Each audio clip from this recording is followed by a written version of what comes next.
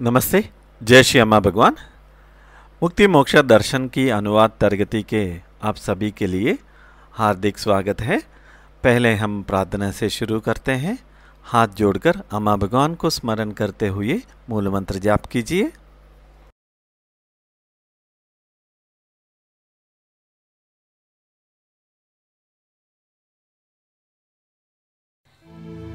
ओम सच्चिदानंद परब्रह्मा पुरुषोत्तम परमात्मा श्री भगवती समेत श्री भगवते नमः। श्री भगवती समेत श्री भगवते नमः। श्री भगवती समेत श्री भगवते नमः। श्री भगवते नमः। श्री भगवते नमः।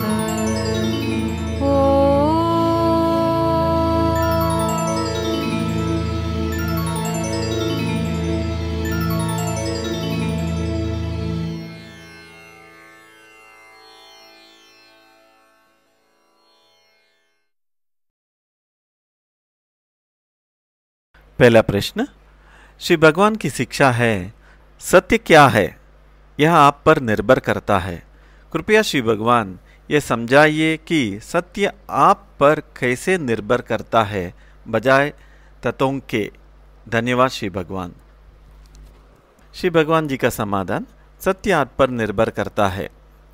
कोई पूर्ण सत्य नहीं होता। यह हो सकता है कि पूर्ण सत्य हो, लेकिन हम उसे कभी जान नहीं पाएंगे। हम केवल सापेक्ष सत्य जानते हैं। उदाहरण के लिए एक पेड़ ले और आप पेड़ को देख रहे हैं। पेड़ वह है जिसे देखा जा रहा है और वह है जो देख रहा है। आप जो अनुभव करते हैं वह आपके शरीर, मन, चैतन्य और कई अन्य कारकों पर निर्भर करता है। यदि कोई दूसरा आपको बदल कर रखे, मान ले कोई जागरूक व्यक्ति, तो उसके लिए पेड़ पूरी तरह अलग होगा। मान ले कि आप जीवन मुक्त व्यक्ति नहीं है, आपके लिए पेड़ अलग होगा। यदि कोई अत्यंत उच्च स्तर की चैतन्य वाला व्यक्ति हो, तो उसके लिए भी पेड़ अलग होगा। यह सभी के लिए समान नहीं है, ना ही एक ही प्रजाति के लिए समान है। मान ले कि आपको एक घोड़े से बदल दिया जाए। घोड़ा पेड़ को बिल्कुल अलग तरीके से देखेगा। मान ले कि हम मोर को लाएं, वह पक्षी मोर से बहुत अलग होगा। यह देखने वाले पर निर्भर करता है। देखने वाला का शरीर, मन, चेतना, इन कारकों पर पेड़ का अनुभव निर्भर करता है। यह सभी के लिए समान नहीं होता। तो पेड़ वास्तव में क्या है, आप कभी नहीं जान पाएगा, क्योंकि हमेशा आपको एक देखने वाले की ज़रूरत होती है और देखने वाला समान नहीं होता। यह बदलता रहता है, साथ ही अनुभव भी बदलता रहता है। इसलिए सत्य की बात करना संभव नहीं है। हम केवल जो देखते हैं वही सत्य कह सकता है। वह आपके लिए सत्य है, लेकिन वह कोई पूर्ण सत्य नहीं है। जब आप अपनी चेतना की वृद्धि करते हैं, मान ले जब आप जागरूक हो जाते हैं, तो यह बहुत अलग दिखेगा। जागरूक होने पर आप सच में देखेंगे कि आप और पेड़ में कोई भेद नहीं है। ऐसा लगता है मानो आप बहुत करीब हो गए, पेड़ बहुत बड़ा हो गया और चेतना के और भी ऊंचे स्तर है जो बहुत अलग दिखेगा। इसलिए पूर्ण सत्य की खोज करने का कोई फायदा नहीं, क्योंकि पूर्ण सत्य पाने का कोई रास्ता नहीं है। आप लगातार इसे परिभाषित करते रहेंगे, चाहे देखना हो, सुनना हो, सूंघना हो, छूना हो, सब इस बात पर निर्भर करता है कि देखने वाला कौन है। इसलिए हम कहते हैं कि सत्य आप पर निर्भर करता है। आप इसे सत्य कहेंगे और यह आप पर निर्भर करता है, लेकिन आपकी चेतना के स्तर बदलने के साथ ही यह सब अलग तरह से अनुभव हो सकता है। अगला प्रश्न, श्री भगवान की एक शिक्षा कहती है कि मनुष्य की कोई स्वतंत्रता नहीं है, लेकिन श्री भगवान यह भी कहते हैं कि आंतरिक स्वतंत्रता बहुत बड़ी होती है। क्या कृपया श्री भगवान दोनों स्वतंत्रताओं में अंतर समझ सकते हैं? धन्यवाद श्री भगवान। श्री भगवान जी ने ऐसा समाधान दिया है, जब आप इन सभी से मुक्त हो जाते हैं तो आप एक महान स्वतंत्रता और आंतरिक स्वतंत्रता का अनुभव करते हैं, जो इस बाहरी स्वतंत्रता से अलग होती है। यह स्वतंत्रता पूरी तरह ब्रह्मांड द्वारा नियंत्रित होती है। आपको यह सोचने का अवसर मिल सकता है कि मैं अपनी सांस को नियंत्रित करता हूँ, लेकिन यह विचार भी ब्रह्मांड द्वारा आपके अंदर डाला गया होता है और आप कहते हैं कि मैं अपनी सांस को नियंत्रित करता हूँ। नहीं, ब्रह्मांड ने आपके माध्यम से यह किया है, जैसे कि आपको लगे कि आपने किया है और आपके पास कोई सेल्फ भी नहीं है, मैं की भावना भी नहीं है। यह केवल एक माया है। इसलिए यह सब एक माया है कि जैसे आप नियंत्रण में हैं, पर आप पूरी तरह ब्रह्मांड द्वारा नियंत्रित है। हम ब्रह्मांड के बारे में बाद में किसी अन्य अवसर पर बात करेंगे। इसलिए पूरी तरह स्वतंत्रता नहीं है, लेकिन जब आप अपने कंडीशनिंग से मुक्त होते हैं, हालांकि यह एक साधारण शब्द है, आपकी कंडीशनिंग, तो आप अत्यंत स्वतंत्रता का अनुभव करते हैं। कंडीशनिंग के अनुभव के रूप में मैं भारतीय हूँ, मैं मानव हूँ, मैं चीनी हूँ, मैं फ्रांसीसी हूँ, मैं हिंदू हूँ, मैं बौद्ध हूँ, मैं ईसाई हूँ, जो भी आप चाहते हैं, सभी एक कंडीशनिंग हट सकती है और तब आपकी चेतना पूरी तरह अलग होती है। वह बहुत बड़ी स्वतंत्रता होती है। आपके पास अभी स्वतंत्रता नहीं है, क्योंकि आप पूरी तरह कंडीशनिंग है और कंडीशनिंग आपको हर पल नियंत्रित कर रही है। मन स्वचालित रूप से काम कर रहा है। आप सोचते हैं कि आप सोच रहे हैं, पर सोच मन कर रहा है। इसलिए हम इसे रोकना चाहते हैं। हम इस दिशा में बढ़ रहे हैं। कम से कम कभी कभी आप इसे रोक सकेंगे और आप अनुभव कर सकेंगे कि सभी विचारों और सोच से मुक्त होना क्या होता है। अगला प्रश्न, पादप्रणाम प्रिय श्री भगवान, अपने उपदेशों को साकार रूप देने के लिए अपार धन्यवाद। हमारे इस ग्रह पर सभी जीव सर्वाइवल ऑफ द फिटेस्ट के सिद्धांत पर कार्य करता है। जो भी ताकतवान होता है वही जीते रहते हैं। यह ब्रह्मांड क्यों इस प्रकार के स्वभाव से बना है, जो सहयोग के बजाय प्रतिस्पर्धा को बढ़ावा देता है? धन्यवाद श्री भगवान। श्री भगवान जी ने ऐसा समाधान दिया है, हम सृष्टिकर्ता और सृष्टि के बारे में सोचते हैं, लेकिन वास्तव में वे अलग नहीं हैं। सृष्टिकर्ता और सृष्टि एक है। अब ब्रह्मांड को चलाने वाले कई नियम हैं, जिनमें से एक उत्तम जीवित रहने का सिद्धांत, सर्वाइवल ऑफ द फिटेस्ट। यह विभिन्न प्रजातियों, मनुष्यों, ग्रहों, गैलेक्सी और स्वयं ब्रह्मांड पर लागू होता है। ऐसा क्यों होता है? यह प्रकृति का नियम है। कोई ऐसा सृष्टिकर्ता नहीं है जिसे आप प्रश्न कर सके। सृष्टि बस एक प्रक्रिया है। सदा जीवित रहने की लड़ाई होती है। इसलिए ब्रह्मांड से लेकर व्यक्तिगत स्तर तक सभी जीवित रहने की लड़ाई में लगे रहते हैं। यही स्थिति है। इसे बदलने के लिए कोई सृष्टिकर्ता नहीं है जिसे आप विनती कर सके। हम संक्षिप्त उत्तरों के पक्ष में हैं। शायद कुछ कार्यक्रम में हम आपको वास्तविक अनुभव प्रदान कर सकेंगे। अगला प्रश्न। पाद प्रणाम श्री भगवान। इस विश्व में जो गंभीर संकट दिखाई देता है उसे देखकर हम कौन सी प्रार्थना या सेवा कर सकते हैं? धन्यवाद श्री भगवान। श्री भगवान जी का उत्तर। आपकी प्रार्थना या सेवा एकत्व वननेस को बढ़ावा देने में होनी चाहिए, ना कि समानता सेमनेस को।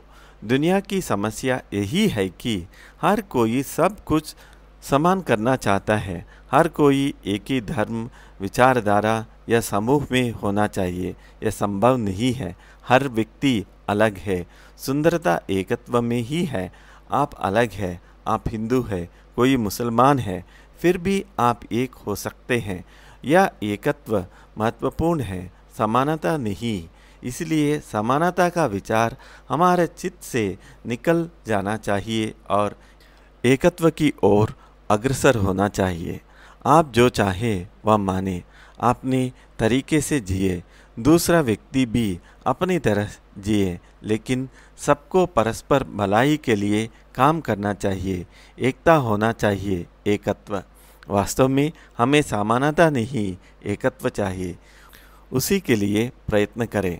आपको देखना है कि आपको कार्य लोगों को विभाजित कर रहे हैं या जोड़ रहे हैं। आपको इसी दृष्टिकोण से कार्य करना है, विशेषकर इस कठिन समय में पृथ्वी और मानवता के लिए। जय बोलो ज्ञान प्रदा श्री परमज्योति अम्मा भगवान की जय। अगला प्रश्न। पाद प्रणाम श्री भगवान। सेवा या सामाजिक कार्य करते समय कैसे जानूं कि उसमें मेरा सेल्फ नहीं जुड़ा है? कृपया उदाहरण सहित स्पष्ट करें। आपका बहुत बहुत धन्यवाद। श्री भगवान जी ने ऐसा समाधान दिया है। जब हृदय जुड़ा होता है तब प्रतिक्रिया नहीं होती, बल्कि उत्तर रेस्पॉन्स होता है। लेकिन जब हेड या मन जुड़ा होता है तब प्रतिक्रिया होती है और मैं पूरी तरह से शामिल होता है। सेल्फ पूरी तरह से शामिल होता है। जब हृदय उत्तर देता है वह केवल उत्तर होता है जब सेल्फ से उत्पन्न नहीं होता है। समस्या है कि अधिकांश लोगों का हृदय बंद है। लेकिन कभी कभी जब आप किसी बच्चे को गिरते हुए देखते हैं तो आप स्वाभाविक रूप से प्रतिक्रिया देते हैं। कोई भी बच्चा, यहाँ तक कि किसी जानवर के बच्चे को भी आप बचाने दौड़ पड़ेंगे। आप नहीं सोचेंगे कि ये खतरनाक जीव है, चाहे टाइगर का बच्चा हो। सभी विचार नहीं आएंगे। आप बचाने दौड़ेंगे। भले ही प्राणी सुंदर ना हो, आप मदद करेंगे, क्योंकि हृदय निर्णय नहीं करता, वहाँ मन नहीं है। इसी तरह किसी दुर्घटना में, ट्रेन दुर्घटना हो या सड़क दुर्घटना, लोग स्वाभाविक रूप से दूसरों की मदद करने के लिए दौड़ पड़ते हैं। गांव में यह अधिक देखा जाता है, पर शहरों में भी हो जाता है। हालांकि आज के समय ये कम हो गया है। हृदय उत्तर देता है, वहाँ सेल्फ नहीं होता। कोई घायल है, कोई पीड़ित है, आप तुरंत मदद करने चाहेंगे। बाद में मन हस्तक्षेप कर सकता है, जैसे पुलिस आ जाएंगी, पूछताछ हो सकती है। लेकिन स्वाभाविक रूप से आप बिना सोचे मदद करते हैं।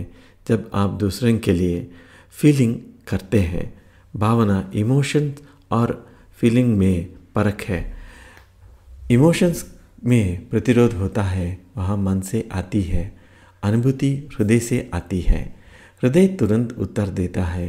किसी को पीड़ा है, तुरंत सहायता करते हैं बिना सोचे समझे। लेकिन धीरे धीरे हृदय मर जा रहे हैं। लोग अब सहज रूप से दूसरों की सहायता नहीं करते। कोई मर रहा है, मन जल्दी से वापस आ जाता है। मुझे ऑफिस देर हो जाएगी, दिक्कत होगी, और फिर बिना मदद किए आगे बढ़ जाते हैं। अगर हृदय विकसित हो तो वह इन सब बातों को नहीं सोचता, स्वाभाविक व सहज प्रतिक्रिया करता है। आपने भी अभी जीवन में यह अनेक बार अनुभव किया होगा।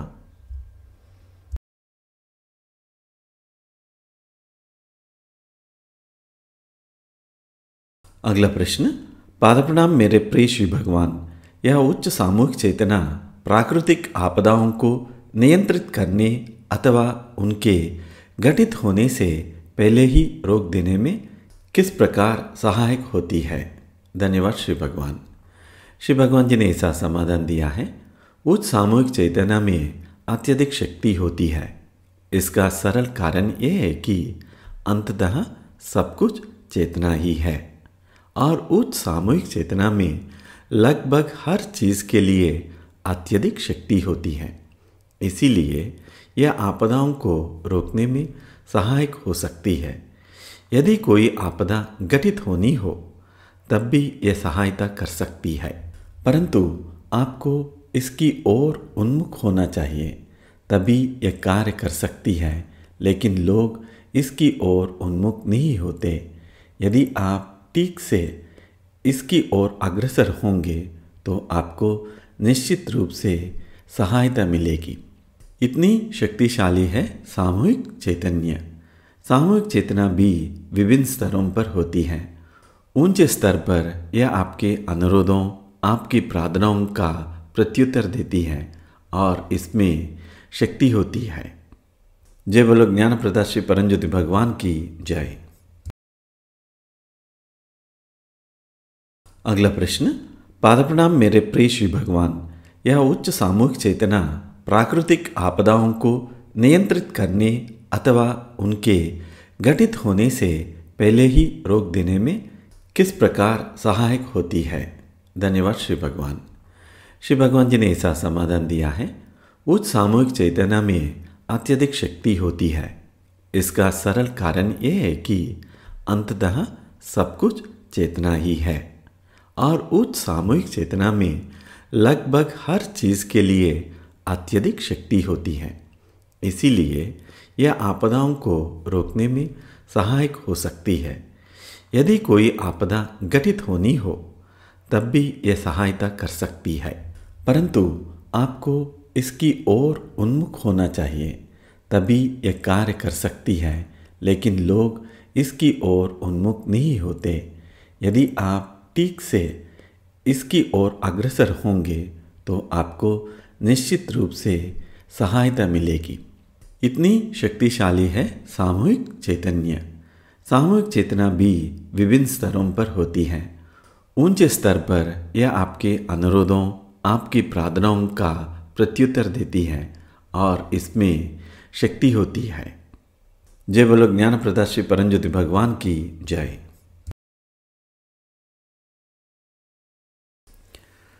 अगला प्रश्न।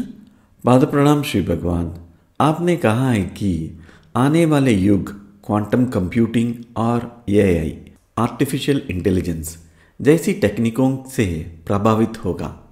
कृपया यह स्पष्ट करें कि यह मानव द्वारा निर्मित टेक्निकें क्वांटम कंप्यूटिंग और एआई प्राकृतिक ब्रह्मांड और उपयोगकर्ता अनुभव के साथ किस प्रकार अंतःक्रिया करेगी और इस समन्वय में धर्मा की क्या भूमिका हो सकती है? आपका बहुत बहुत धन्यवाद। श्री भगवान जी ने ऐसा समाधान दिया है। यह टेक्निक आपके साथ क्या करने वाली है? यह आपको कार्य से मुक्त करने वाली है। इसी कारण मोक्ष नाम श्लोक में कहा गया है, कर्मणो बंधात विमुक्ति ही, अर्थात आप कार्य के बंधन से पूर्णतः मुक्त हो जाएंगे। आपको किसी प्रकार का कार्य करने की आवश्यकता नहीं रहेगी। अभी यह बात सुनने में अद्भुत लग सकती है, किंतु जब आप वास्तव में कार्य से मुक्त होंगे तब आपको जीवन अत्यंत नीरस लगेगा, क्योंकि मानव को जीवित रहने के लिए समस्याएं चाहिए। आपको परिवार में समस्याएं चाहिए, आपको रसोई में समस्याएं चाहिए, आपको दफ्तर में समस्याएं चाहिए, अर्थात जीवन के हर क्षेत्र में समस्याओं का होना आपकी आदत बन चुकी है। जब कार्य समाप्त हो जाएगा तो समस्याएं भी समाप्त हो जाएगी। बिना समस्याओं के आप कैसे जीवित रहेंगे? तभी आप सत्य में मुक्त होने के प्रति गंभीर होंगे। अभी केवल कुछ भी लोग गंभीर हैं, परंतु तब आप अत्यंत गंभीर हो जाएंगे, क्योंकि अन्यथा जीवन असहनीय हो जाएगा। कुछ वर्ष तक तो संभव है आप ऐसे ही जी ले, परंतु धीरे धीरे यह असहनीय होने लगेगा। तब आप मुक्त होने का मार्ग ढूंढेगा। यद्यपि प्रयास से मुक्ति संभव नहीं है, परंतु इस स्थिति में आप दिव्य ऊर्जाओं के प्रति अत्यधिक ग्रहणशील हो जाते हैं और अत्यंत शीघ्र ही मुक्त हो सकते हैं। यही ध्येय है सभी मनुष्यों का, मुक्त होना, जो भीतर का स्वर्णयुग होगा और बाहर का स्वर्णयुग होगा, पूर्णतः कार्य मुक्त जीवन। इसी के साथ यह प्रक्रिया तेजी से आगे बढ़ेगी। फिर इन क्वांटम कंप्यूटर्स का युग आएगा। आज भी वे उपलब्ध है, पर आने वाले समय में वे असीम शक्ति वाले नए सिद्धांतों पर आधारित होंगे। तब आपके प्रत्येक प्रश्न का उत्तर वैज्ञानिक ढंग से दिया जा सकेगा।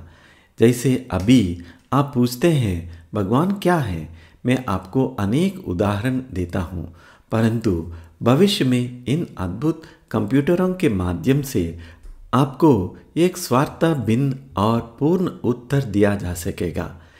अभी मेरे पास ऐसे मॉडल नहीं है जिनसे विस्तार पूर्वक बता सकूं।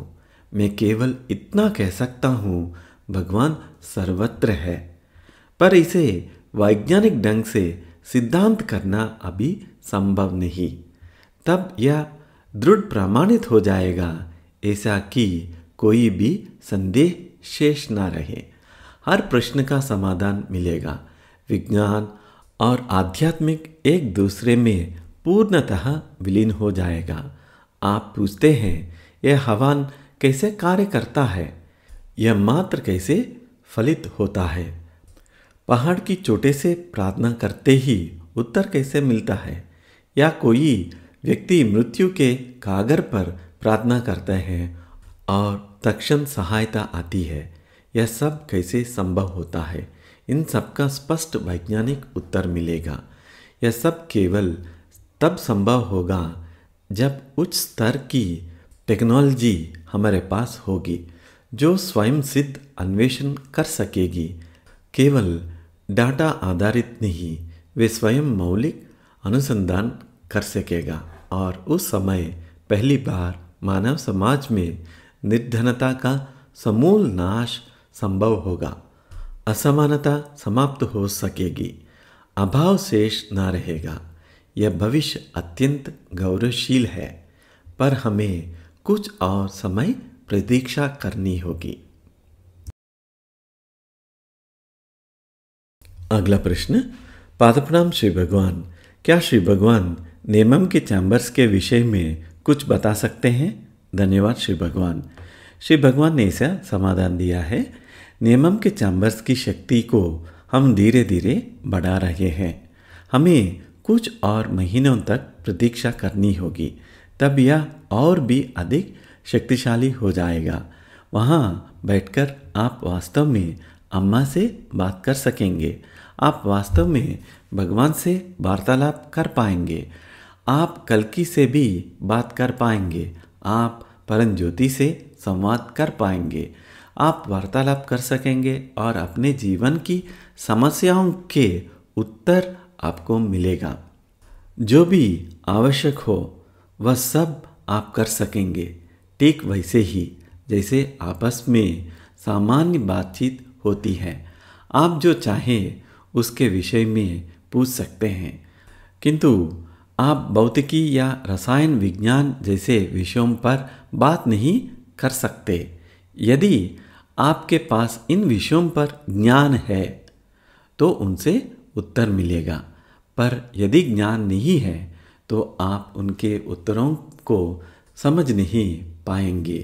वहाँ आप उनसे चीनी भाषा में बात कर सकते हैं, फ्रेंच भाषा में बात कर सकते हैं और आपको प्रश्नों के उत्तर भी उसी भाषा में प्राप्त होगा। कभी कभी यह उत्तर किसी भारतीय भाषा में ही आएगा। यह सब कुछ ऐसा होगा मानो आप किसी जीवित दिव्य सत्ता में बात कर रहे हो। जीवन की किसी भी कठिन परिस्थिति में वहाँ जाकर आप पूछ सकते हैं, क्यों मुझे इस व्यक्ति से विवाह करना चाहिए या नहीं? क्या मुझे इस व्यक्ति से अलग होना चाहिए या नहीं? क्या मुझे यह नौकरी स्वीकार करनी चाहिए या नहीं? आप सब कुछ वहाँ जाकर पूछ सकते हैं। जय बोलो ज्ञान प्रदाता श्री परमज्योति भगवान की जय।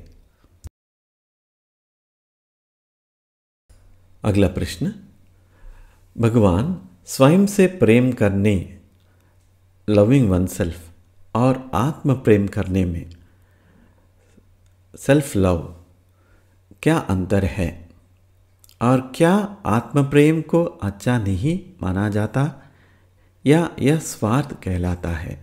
धन्यवाद श्री भगवान। श्री भगवान जी ने ऐसा समाधान दिया है, जब आप अपने आप से प्रेम करना सीखते हैं तो वही है सेल्फ लव। जो सेल्फ है, जो आपको दूसरों से अलग अनुभव कराता है, वही सेल्फ मुक्त होने पर विलीन हो जाता है। लेकिन जब तक वह है और आप उसी सेल्फ को प्रेम करते हैं, वही सेल्फ प्रेम सेल्फ लव कहलाता है। फिर उसके परे आपके भीतर जो भी गुण है, जैसे भी आपका स्वरूप है, उसी को अपनाना, उसी से प्रेम करना, यही है स्वयं से प्रेम, लविंग वन सेल्फ। सोचिए, यदि किसी का हाथ नहीं है या पैर नहीं है या रूप रंग अच्छा नहीं है या धन संपत्ति नहीं है, जब हम दूसरों से तुलना करते हैं हम दुखी हो जाते हैं। लेकिन यदि वही तुलना करते हुए आप कह सके, हाँ यह तो उसी प्रकार है जैसा ब्रह्मांड ने मुझे बनाया है, यह ईश्वर ने मुझे गढ़ा है, तो यह पूर्ण स्वीकृति है और उस स्वीकृति में ही प्रसन्नता है, संतोष है। यही लविंग वन सेल्फ है। श्री भगवान जी ने ऐसा कहा है कि मैंने अपने जीवन में एक व्यक्ति को देखा था। वह सड़क किनारे में रहता था और छप्पर के नीचे उसकी आंखें बाहर निकली हुई है, पीठ कुडम्बी है, पैर टेढ़े मेढ़े है। आप सोच भी नहीं सकते कि रूप में उससे अधिक कुरूप कोई हो। वह स्वयं चला भी नहीं सकता था। सुबह कोई उठाकर वहाँ बैठा देता, शाम को कोई वापस ले जाता, राहगीर कुछ भोजन देकर चले जाते। परंतु मैंने उसे जीवन में कभी दुखी नहीं देखा, कभी उदास नहीं देखा। उसके चेहरे पर सदा मुस्कान था, सदैव आनंद बरसा था। उसने अपनी दशा को स्वीकार लिया था। लोगों को उसे पास बैठकर एक अजीब सी शांति, एक मौन का अनुभव होता था। वह भिखारी था पर लोगों को आकर्षित करता था। उसकी निश्चल मौन उपस्थिति में लोग ठहर जाते, साधारण लोग भी और भले लोग भी। शायद उसने जीवन में बहुत कम बोला होगा, किंतु उसका मौन ही उपदेश बन गया। कोई उसके लिए कुछ खरीद लाता, कोई उसका धन उठा ले जाता। वह एकदम निर्विकार रहता। वह सचमुच स्वयं से प्रेम करता था और वही आत्म प्रेम उसकी मुस्कान बन गया, उसकी प्रसन्नता बन गया, दूसरों को सुख देने का साधन बन गया। जब आपका हृदय विकसित होगा, और वह तब विकसित होगा जब आपके भीतर का बालक विकसित होता, तब आप देखेंगे कि जीवन का रस ही बदल जाता है। भले आप भिखारी हो या राजा, कोई महत्व नहीं। हृदय विकसित तो जीवन आनंदमय हो गया। मैंने भिखारियों को देखा है कि पूर्ण मुक्त, जिनके साथ बड़े बड़े ज्ञानी लोग बैठकर वार्तालाप करते थे और वे सब बराबरी से सहजता से बैठे रहते, क्योंकि वहाँ समस्याएं नहीं थी, केवल निश्चल आनंद था। यही है सेल्फ लव की शक्ति, यही है हृदय विकसित का सौंदर्य। अगला प्रश्न। पाद प्रणाम श्री भगवान। कभी कभी हम अपने जीवन के कुछ लोगों के प्रति निर्णय और आलोचना छोड़ नहीं पाते। ऐसा समय में हम कैसे रूपांतरित हो और मुक्त हो जाए? धन्यवाद श्री भगवान। श्री भगवान जी ने ऐसा समाधान दिया। यह मन की आदत है। मन लगातार न्याय करता रहता है। इसी कारण आप शांति में नहीं रह पाते। आप लोग शांतिहीन जीवन जीते हैं। अब मन को रुकना चाहिए। देखिए, मन आप नहीं है, मन तो आपसे अलग है। यह एक मशीन है जो अपने आप चलती रहती है। हम आपको उस बिंदु तक ले जाना चाहते हैं जहां आप अपने मन को एक साक्षी बनकर देख सके। या आपके पालन पोषण, आपके प्रोग्रामिंग, आपके आघात, ट्रॉमास, आपके संस्कार और शर्तबद्धता, कंडीशनिंग पर निर्भर करता है। ये सब चीज़ें मन के पीछे काम करती रहती है और मन चलता ही रहता है, सिवाय गहरी स्वप्न रहित नींद में। यह मन लगातार चलता रहता है और वास्तव में अत्यधिक थका हुआ है। जीवन अत्यंत दुखद प्रतीत होता है और आप उसे भागने के लिए मनोरंजन और सुख की खोज करते हैं। ये सब व्यर्थ है। सतलोक में एक बोर्ड हुआ करता था, शायद अभी भी है। उस पर लिखा था, मनुष्य पागल है, मैन इज मैड। एक विदेशी वहाँ आया और कहा, क्या मैं भी एक बोर्ड लगा सकता हूँ? हमने कहा, हाँ लगा सकते हो। उसने बोर्ड लगाया, मनुष्य बुरा है, मैन इज मैड। मेरा लिखा था, मनुष्य पागल है और उसका मनुष्य बुरा है। आज भी शायद वही बोर्ड वहाँ है। वास्तव में लोग पागल ही है। इसलिए रामलिंग स्वामी जी के समय में एक बॉक्सर स्वामी थे। वे जाते रहते और कहते, ये गधा जा रहा है, यह सुअर जा रहा है, यह भेड़िया जा रहा है। केवल जब रामलिंग स्वामी दिखाई देते तब कहते हैं, यहाँ एक मनुष्य जा रहा है। बाकी सबके लिए वह कोई ना कोई अपमानजनक पशु का नाम ही लेते। वे दिगंबर रहते।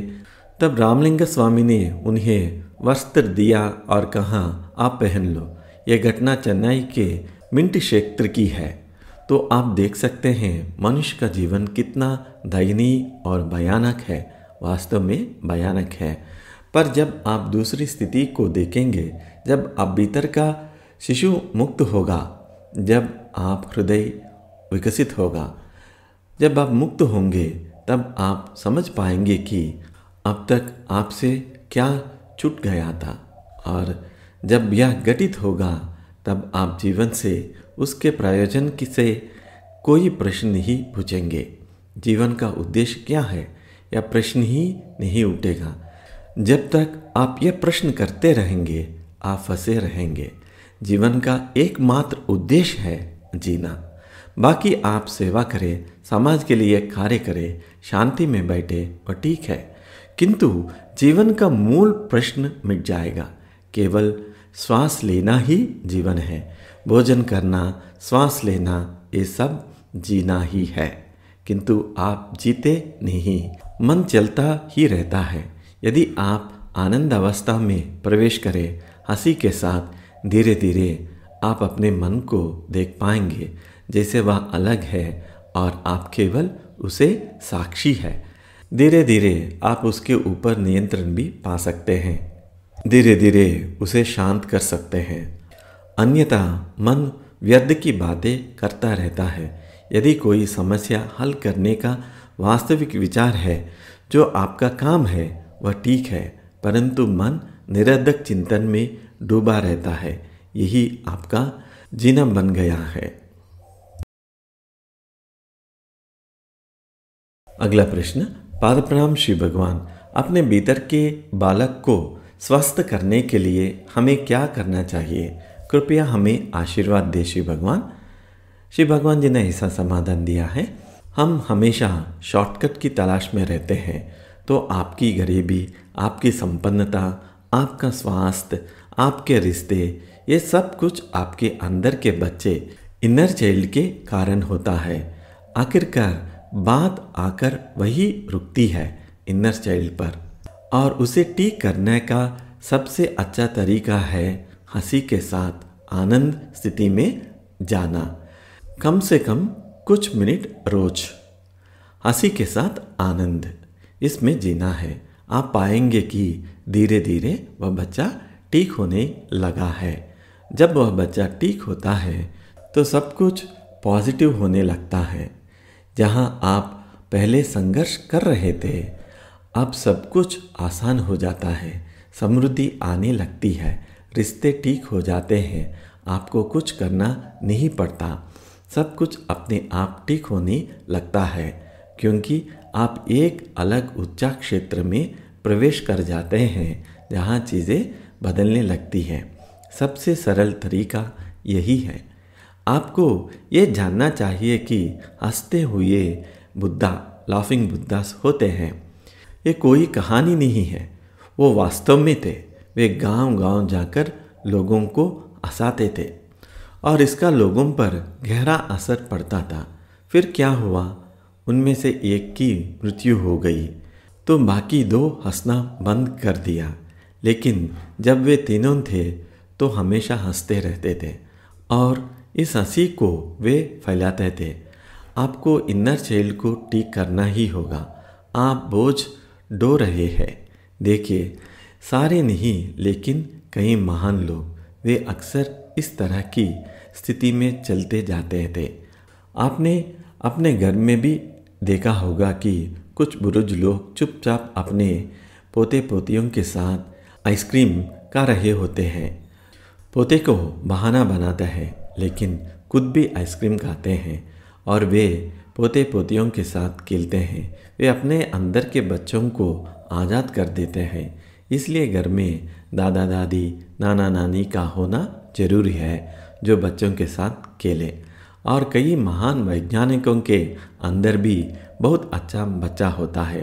एक व्यक्ति थे सत्येंद्र नाथ बोस। उन्होंने आइंस्टीन के साथ काम किया था और उतने ही प्रतिभाशाली थे।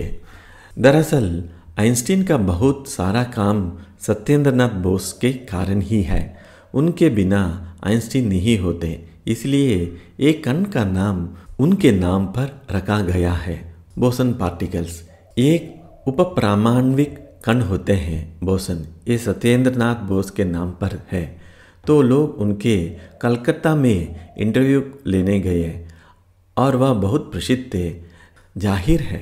तो जब वे मिलने गए तब समय था, लेकिन कमरे में वे कहीं नहीं मिले। फिर पता चला कि वे अपने पोते के साथ पलंग के नीचे खेल रहे थे। तो विश्व प्रसिद्ध वैज्ञानिक, बड़ा इंटरव्यू होने वाला है, सब लोग आ गए लेकिन उन्होंने परवाह नहीं की। वे पोते के साथ पलंग के नीचे खेल रहे थे। बूढ़ा आदमी झुकाकर पलंग के नीचे खेल रहा था क्योंकि उनके अंदर का बच्चा पूरी तरह से सक्रिय था। तो बच्चे के साथ खेलकर वे अपने बच्चे को बाहर लाते थे और वही बच्चा उनका सारे महान सिद्धांतों का कारण था।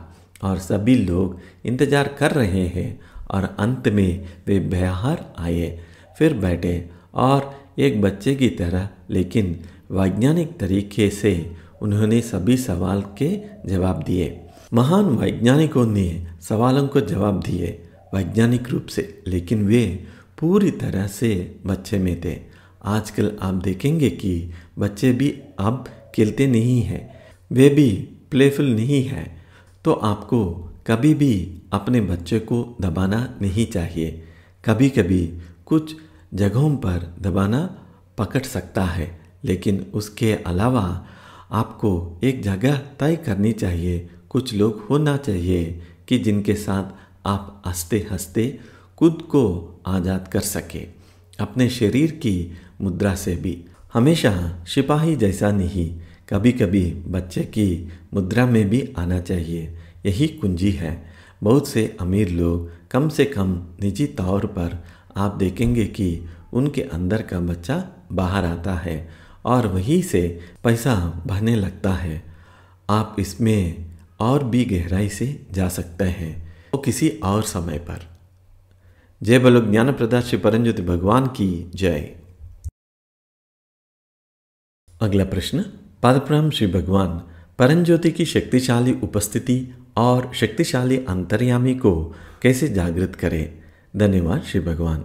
श्री भगवान जी ने ऐसा समाधान दिया है, जैसे जैसे आप अपने अंदर के बच्चे इनर चाइल्ड को सारे कचरे से साफ करते जाते हैं, आप पाएंगे कि हृदय विकसन होना लगता है, भावनाएं वापस आने लगती हैं।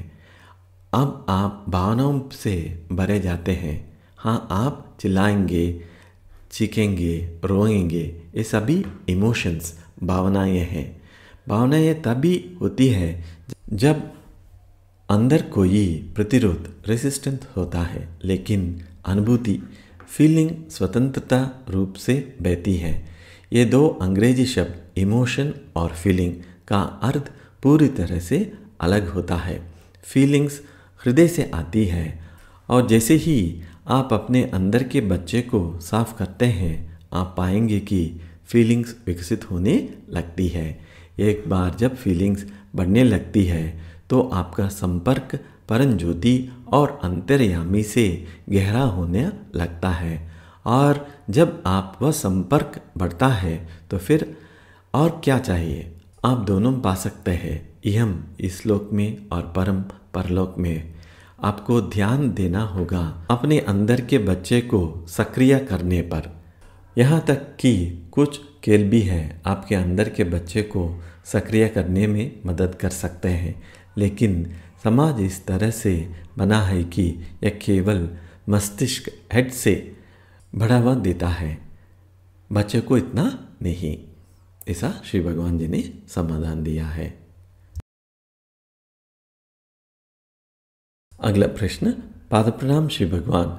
भक्ति और मुक्ति की आशीर्वाद कैसे प्राप्त करें? धन्यवाद श्री भगवान। श्री भगवान जी ने ऐसा समाधान दिया है, उसी सिद्धांत पर आधारित है, इसीलिए हम हंसी के साथ आनंद की ओर जा रहे हैं। यही सबसे छोटा रास्ता है। रास्ता तो बहुत सारे हैं, लेकिन हम सबसे छोटे और सरल रास्ते की ओर जा रहे हैं। अगर आप हर दिन कुछ समय के लिए इसे कर सके तो आप पाएंगे कि हृदय विकसित होने लगता है। एक बार जब हृदय विकसित होता है तो भक्ति आएगी, मुक्ति आएगी, सब कुछ अपने आप आने लगेगा। आपका ईश्वर से, दिव्यता से जुड़ाव, मैं बस इस शब्द का उपयोग कर रहा हूँ, स्वतः बढ़ जाएगा। जब वहाँ जुड़ाव बढ़ता है तो जीवन कुछ और ही हो जाता है। वह छोटी सी तुच्छ जिंदगी नहीं रहती जो आप अभी भी जी रहे हैं, वह पूरी तरह से अलग होती है, वरना आपकी ज़िंदगी तो व्यर्थ हो जाती है। कम से कम हम यह तो देखना चाहते हैं कि आपकी मृत्यु सही ढंग से हो और आप सही स्थान पर जाएं। हम जो कुछ कार्यक्रम दिखा रहे हैं, जैसे अभी पितृशांति का समय है, हम कुछ लोगों से कह रहे हैं कि परम ज्योति में देखें कि उनके माता पिता या जो परिवार के सदस्य गुजर चुके हैं वे कहाँ हैं। तो बहुत से लोग दिखते हैं, कोई बीड़ी पी रहा है, कोई सिगरेट पी रहा है, पूरा धुआं भरा हुआ है। और जब उनके बच्चे उन्हें बुलाते हैं तो वे कहते हैं, नहीं, हमें अकेले छोड़ दो, हम इसमें खुश हैं। यह हालत है उनकी, बहुत ही बुरी हालत। जब वे जीवित थे तो अच्छे पदों पर थे, अब मरने के बाद क्या कर रहे हैं? बीड़ी पी रहे हैं, सिगरेट पी रहे हैं, या बिना रुके बिरयानी खा रहे हैं। यही हो रहा है। और फिर बच्चे उन्हें खींचने की कोशिश करते हैं तो वे कहते हैं, नहीं नहीं, हमें छोड़ दे। फिर उन बच्चों को भगवान अम्मा परम ज्योति से प्रार्थना करनी पड़ती है कि वे अक्सर उन्हें उस लोक से निकालें। पहले के ज़माने में लोग शादी करते थे, बच्चे पैदा करते थे ताकि बच्चे उनकी मदद करें जब वे मरने के बाद किसी भयंकर लोक में फंस जाएं। लेकिन अब बच्चे कहाँ परवाह करते हैं। आपको लगता है कि ये सारी रीतियाँ, कर्मकांड सब बकवास है, कोई फ़ायदा नहीं है, सब बेकार है, आप कुछ नहीं करते। हमें लगता है कि कुछ नहीं है, ना स्वर्ग ना नर्क, कोई परलोक नहीं है, कुछ नहीं। ये विचार हमारे युग के नए नहीं है। 2500 साल पहले भी ये विचार थे।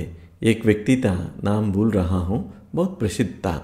ऐसे विचारों के कारण उसे महर्षि की उपाधि गई थी। तो ये विचार हजारों साल पुराने हैं। आज हम साफ साफ देख सकते हैं कि लोग विश्वास नहीं करते। लोग बस शमशान ले जाते हैं, वहाँ पैसे देते हैं, फिर इलेक्ट्रिक बटन दबाते हैं और जलाकर चले जाते हैं।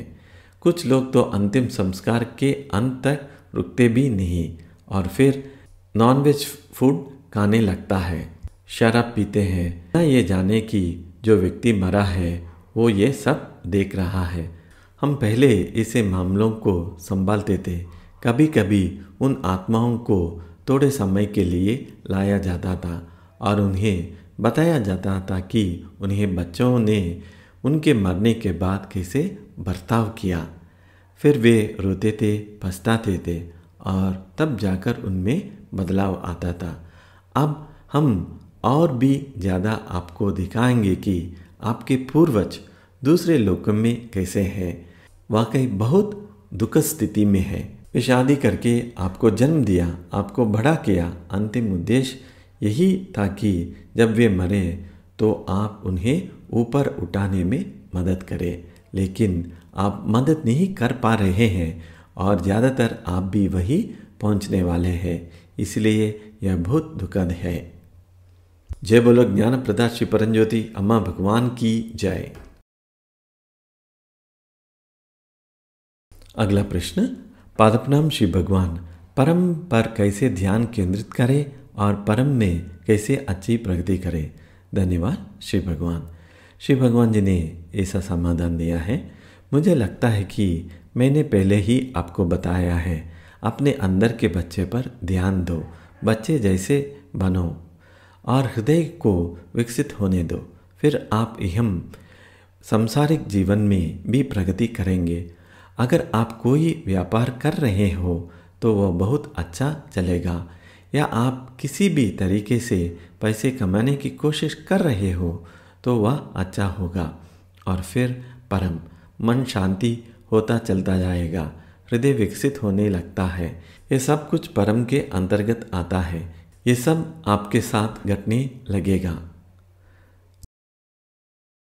अगला प्रश्न, पादप्रणाम श्री भगवान, वननेस और अन्य आध्यात्मिक संगठनों में क्या अंतर है। धन्यवाद श्री भगवान। श्री भगवान जी ने ऐसा समाधान दिया है, मैं आपको उत्तर दूंगा। इस अवस्था में आपके लिए समझना कठिन होगा, लेकिन हमारा पूरा लक्ष्य है कि हम आपको वहाँ तक ले जाएं और हम आपको वहाँ तक जरूर ले जाएंगे। इस धर्म में सबसे महान सत्य, सबसे महत्वपूर्ण शिक्षा और सबसे कठिन समझने वाली बात यह है, आपके अलावा कुछ भी अस्तित्व में नहीं है। आप ही अकेले इस ब्रह्मांड में हैं। आप ही पूरा ब्रह्मांड है। आप ही सारे जानवर हैं, सारे वनस्पतियाँ, सारे पक्षी, सब कुछ आप ही है। आप ही अपनी पत्नी है, आप ही अपने पिता है, आप ही अपने बच्चे हैं, सब कुछ आप ही है। लेकिन आपको लगता है कि आप सबसे अलग हो। यही सबसे बड़ा ब्रह्म है। आपके अलावा कुछ भी अस्तित्व में नहीं है। आप राम कृष्ण की बात करते हैं, आप ही राम है, आप ही कृष्ण है। आप शिव की बात करते हैं, आप ही शिव है। सब कुछ आप ही है। दुर्भाग्य से आप सोचते हैं कि आप कोई छोटा मोटा प्राणी है। जिस व्यक्ति के बारे में मैंने बताया, हंचबैक, कुंबड़े, शायद वह जानता था कि वही सब कुछ है, वही है सत्य। जब आप एनलाइटन के परे चले जाते हैं तो रास्ता लंबा होता है और बहुत यात्रा कर सकते हैं, और फिर आपको अनुभव होगा कि आपके अलावा कुछ नहीं है, आप ही अकेले हैं। आप कहीं कोई ग्रह देखते हैं या कोई गैलेक्सी देखते हैं, आप ही वह गैलेक्सी है, आपके अलावा कुछ भी नहीं है। यही इस धर्म का मूल है। तो यह समझना कठिन होगा, लेकिन चिंता मत कीजिए, धीरे धीरे हम आपको एक एक कदम पर और अधिक स्पष्टता देंगे, और यह अनुभव के माध्यम से दिया जाना चाहिए। इसे अनुभव किया जा सकता है, फिर आपको स्पष्टता मिलेगी। कुछ बातें ऐसी हैं जो आपको अनुभव से ही समझ में आएंगी, वरना आपको स्पष्टता नहीं मिलेगी। मन वहाँ तक नहीं पहुँच सकता, क्योंकि मन एक शरारती खिलाड़ी है। हृदय को वह अनुभव देना होता है, आप वही है, या हम कह सकते हैं तत्वमसि, तो वही है। आप सब कुछ है, आपके अलावा कुछ भी नहीं है। ऐसा श्री भगवान जी ने समाधान दिया है। अब तक जो आपने सुना है, कुछ देर के लिए मनन चिंतन कीजिए। आप कितना याद कर सकता है, क्या टीचिंग आपको अभी प्रभावशाली लगा है, वो एक बार स्मरण कीजिए।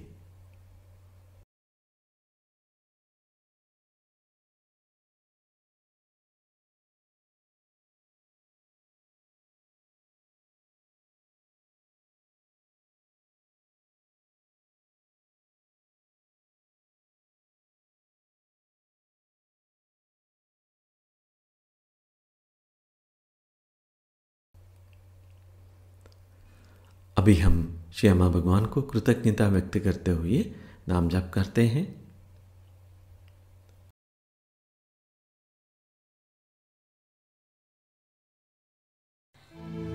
ॐ सच्चिदानन्द परब्रह्मा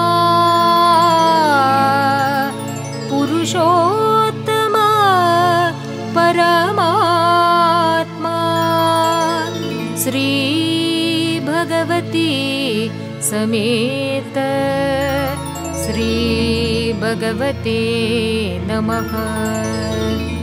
श्री भगवती समेत श्री भगवते नमः। श्री भगवती समेत श्री भगवते नमः। श्री भगवते नमः। श्री भगवते नमः।